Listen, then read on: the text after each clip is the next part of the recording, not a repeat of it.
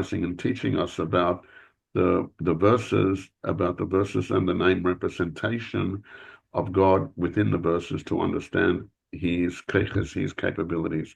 So at the we'll just review a couple of lines of what we've learned previously. It says ki hine ksiv, it's written ki shemesh mogen Hashem Elokim, that Hashem is a sun and a shield, and he uses the expression Havaya Elokim, which are two names of God that we use frequently. Pirush, so Tanya continues, Pirush Mogen Hunatik L'Shemesh, that the explanation of the word Mogen is that it is a shield for the sun, and it allows us lahogim shiyochlel bebrias sivlom. It allows the creations to actually perceive God. And as our sages comment further, as they say, just like the shield acts as a mogin, as a shield, but Hashem is just like a shield is a protection form over the shemesh. And I gave you an example of sunglasses at some point. Kach Shem Elokim Mogin L'Shem Havaya. So also the name of Elokim, of God expressed as Elokim, is a shade in order that a protective shield, in order that on the name of God is expressed as Yud Kei Vav Kei, can be in existence. Okay. So now the Tanya continues, and the Tanya says the Shem Havaya, that the name Havaya, the name as it's spelled Yud Kei Vav Kei, its literal translation of the word, or we can say the derivative of the word, or the root of the word which we use as the name of Hashem, Havaya. It actually literally means that it brings something into existence. So and our concept about it is that it actually brings things into being. Now, we have a much deeper understanding of that word Havaya, meaning to say that it creates from a state of nothingness into something, because that's what real creation is. Real creation takes from a state which it didn't exist before and brings something into being. Like we talk about creatives in general. No one had actually thought about this, and somebody puts together an idea or an object of art or a speech even, but it brings from non-existence to existence. Now, God's creation is even more stronger than that. What it does, because everything, as we've explained previously, is in a state of nothingness, and it goes from nothingness into actually a physical state. And that's the implication of the name of Havaya. It creates. Now that's Havaya comes from the word Hayve, which really means to be in existence. But we actually spell God's name with the letter Yud in front. And Yud normally indicates within Hebrew grammar something continuous. So with that word joined together with the Yud in front of it means that Hashem constantly, continuously recreates the world and puts it into being. So in terms of creation, of course, there was the world being created as expressed in Bereshit in Genesis, and the first 6 days of creation, and all the individual details of how there was creation. And yes, that is created through this passage. But as we've said, as we just mentioned before, and the verse that we've brought, right, that is that if there is the raw energy of the creative power always at play, then it is too difficult to handle for the creation, and therefore therefore the power of Hashem's name, as expressed in the word Yud Kei Vav Kei, has to be ameliorated, has to be it has to be stepped down, to use an electrical analogy, but it has to be reduced in some sort of way so that it can actually do something useful. And I did mention this once before in one of our learnings before, that if I had 24,000 volts going around everywhere, I wouldn't be able to plug in my lamp, right? Because it would just blow itself out. So I need some sort of mechanism to make it appropriate and toned down for the individual aspects. So, so that is part of the idea of Yud Kei Vav Kei. Yud Kei Vav Kei is always existent, but it's enclosed in the other name Elohim, which we will address later on in this chapter. But what that allows us, what that allows Hashem to do with that is that in the full expressiveness of the Yud Kei Vav Kei name is not exploited or not revealed, because, as we've just said, there is, because it would be too strong and too powerful for it to be involved and revealed in the world, and it needs to be ameliorated. And that is one understanding of the name Yud Kei Vav Kei, the name of the power of God's name as expressed in the Yud Hey Vav Hey. But there are other meanings of the name Yud Kei Vav Kei, which we will get to.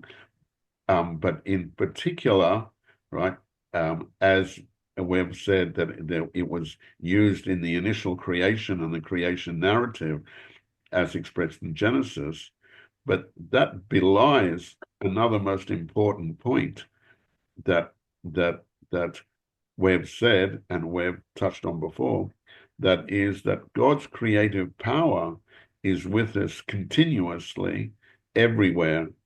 And if Hashem would take away that power, chas v'sholom, and as was introduced in previous chapters of the Tanya, if Hashem would take away that power, then everything would revert back to nothingness. And we gave the example of a man throwing a stone up in the air, that inverted commas, nature is that a stone should fall into the ground.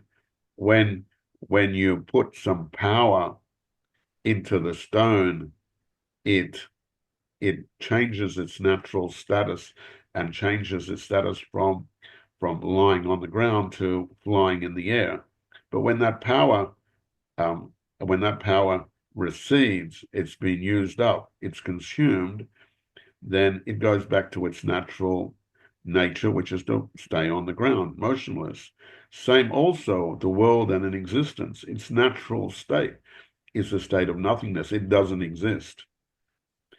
Mm-hmm. And God creates and recreates everything in existence and puts in the power of, as we're going to discuss in the future, the power of the name of Yud Kei Vav Kei, how it is expressed and clothed in the other name Shem Elohim, and that that empowers and brings into being all the other creations, positive and negative. So all the creations which have positiveness about it, but then also all the negatives, everything exists. And that leads us to the ultimate concept we have, and which the chapters of the Tanya wants us to imbue in our brain and our attitudes continuously, that everything that exists in the world, it's all one expression of God's unity, even though we might perceive it as different things. And this is the idea of Shema Yisrael, Hashem Elokeinu, Hashem Echad. Everything is one. But in order to understand fully, we're describing all the detailed conceptual basis behind the idea. And it is very much like when a nuclear scientist might say to you, all the stuff that he works on is pretty obvious and simple. It didn't get to anything complex, and then all of a sudden, you think about it and you say, "Well, this is very complex to me," right? So the scientist might say to you, "But when you know all the details and understand it all, then when you put it together, you'll understand it as much more simply as different powers come into play." So also that's what we're doing with the Tanya at the moment. We express this idea of Hashem Echad, that God is one, but to understand that in our minds and understand the theory of it is much more. There's much more to understand, and therefore, the chapters of the Tanya have its role to explain it all. So just continuing with the Tanya at the moment. So the Tanya then says, well, I want to give you a grammatical proof that the letter Yud is a connotation of something which happened continuously. And Rashi says Rashi, the major commentator on the Chumash, tells us that Kipirish Rashi, as Rashi explains on the verse which said Kachoa Yasei of Kol Hayomim, on that particular verse in Job, right? It says he always did in this manner. This brings together the idea of always, continuous, with the letter Yud as expressed in the word Yaseh. So that's a little bit of a side point, right? Because he's given you a grammatical proof from a text in original sources. The idea. But then the Tanya then continues. But the idea that we want to engage with by bringing this idea and showing that God's name is written with a Yud, and it expresses the idea of continuous creation. We'll get our stride. Okay. So the Tanya then continues and says that the point of saying this idea from Job, Hainu Achayis Anishpa B'chol Rega Mamish B'chol Ebrahim. Hashem's energy, which is pervading the world and is pumping into the world, that is being constantly brought in every second, every unit of time, whatever unit of time that might be. But it's constantly recreating, as we just explained before, about the stone being thrown up in the air. And he continues, Ki loy dai lehem b'masha nivra b'shesh yimei breshis liyes kayemim b'zeh. Because even though the original power to create was put in it in the first 6 days of creation, that creation or creative power just brought everything into its existence, as the Zohar and the mystical texts describe and explain different timelines, different purposes, different interpretations of everything. But what is necessary to understand is that was a one-off creative period, but with that goes together a continuous creative power, that which keeps everything in existence, as we said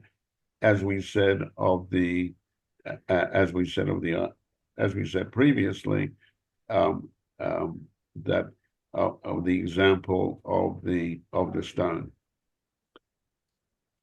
Okay, so Um, so continuing with the Tanya. So v'hinei b'sidur shvachov shel HaKadosh Baruch Hu.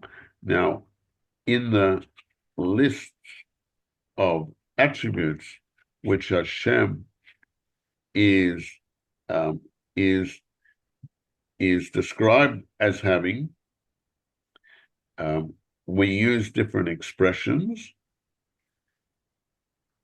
One of them is, as he continues, the verse says, "Kasiv HaGodol HaGibor," that Hashem is great and mighty, and it is explained that the word HaGodol, which literally means great, that refers to Midas HaChesed, to an attribute of kindness. Before I go too further, I want to explain that kindness, it doesn't literally mean an act of kindness between one person to another, but we have to look at what the attribute of kindness does. It expresses a connective point between two objects, and this is like the idea of um, benevolence, in that it allows for, when there is a connective expression, it allows for growth. So in over here in our context, we talk about um, the idea of being allowed to, um, but allowed to, and giving power to other parts of the creative system that Hashem has embedded into the world, and that is His chesed, that is His kindness, that it allows it allows the world to grow, and allows the world to be a continuous expression of creation. And then he continues, that the chesed empowers the capability of creation on multiple levels. This is important, on multiple levels, because even though we perceive things on one particular frame of reference, but in the same time, there are multiple frames of reference, and God empowers the creative world on all the frames of reference through the power of His chesed, and that can be reflective in a different form and a different style on different spiritual levels, but encased in one attribute. We call it the chesed of Hashem, or how He is great, and that's something which, as mortals, we don't fully understand, but it's described to us and explained to us that this is how Hashem creates the world. And only God can create the world in a status of from nothing to something. Although we humans or spirits have been given some sort of capabilities, but when I create something new, for instance, if I will format an object out of wood, I'm really just changing a block of wood and carving out something interesting out of it, an object of art. But I've really made one object from one form of existence to another form of existence. Or even if I boil a teapot, and the water um, and the water breaks up and becomes steam, I've transformed from one sort of existence to another existence. And even if I do it through chemical mechanisms and break up the water into its component hydrogen and oxygen, all I've done is exchange one format to another format. Right? So with that, you know, we've we've changed from one format to another format, but it's only Hashem who can create from a state of nothingness, which we can only understand intellectually because we have no experience in our world of a true state of nothingness. But it's only Hashem who creates from a state of nothingness, which was found there at prior to creation, to a something, and that is recreated, and that's the sense of, Gedula, and that's the idea that Hashem provides this limitless energy on multiple frameworks of existence, that there is a continuous creation.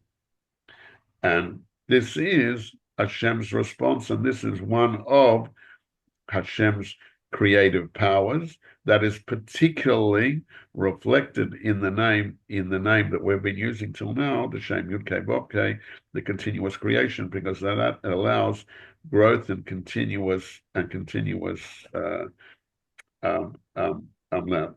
growth. Okay, so at this point, I'll leave it here, and we will continue at another session of things. So what we've discussed somewhere in continuation of our thoughts is that we've recorded two expressions of God. We said preliminarily that the name Yud Kei Vav Kei is an expansive, creative force, representation of God's name, while it's Shem Elokim, the other name, is a more restrictive balance, ameliorating the power of Yud Kei Vav Kei.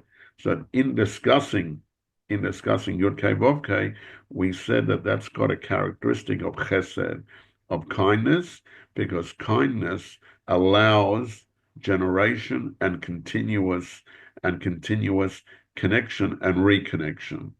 And we'll pick up from that when we said, but the last line of this little section is that is continuous, because Shateva Hatev Lahativ, because an aspect or characteristic of goodness is to do good and continue it.